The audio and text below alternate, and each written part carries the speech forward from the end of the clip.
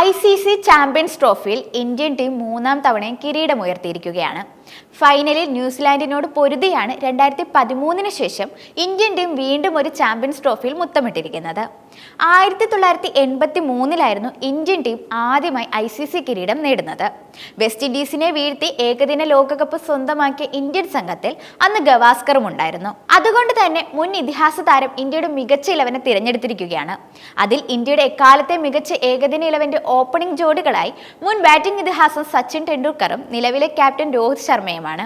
മുൻ വെടിക്കെട്ട് താരം വീരേന്ദർ സെവാഗിനെ ഒഴിവാക്കിയാണ് രോഹിത്തിനെ ഗവാസ്കർ തന്റെ 11-ൽ ഉൾപ്പെടുത്തിയിരിക്കുന്നത്.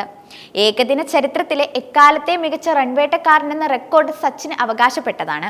18,436 റൺസാണ് അദ്ദേഹം സ്വന്തമാക്കിയിട്ടുള്ളത്. രോഹിത് ഏകദിനത്തിൽ 11,000-ന് മുകളിൽ റൺസ് ഇതിനകം സ്കോർ ചെയ്ത് കഴിഞ്ഞിട്ടുമുണ്ട്. 3 ഡബിൾ സെഞ്ചുറികളും ഇതിൽ ഉൾപ്പെടും. ലോക റെക്കോർഡും കൂടിയാണ് അദ്ദേഹത്തിന് സ്വന്തമായുള്ളത്.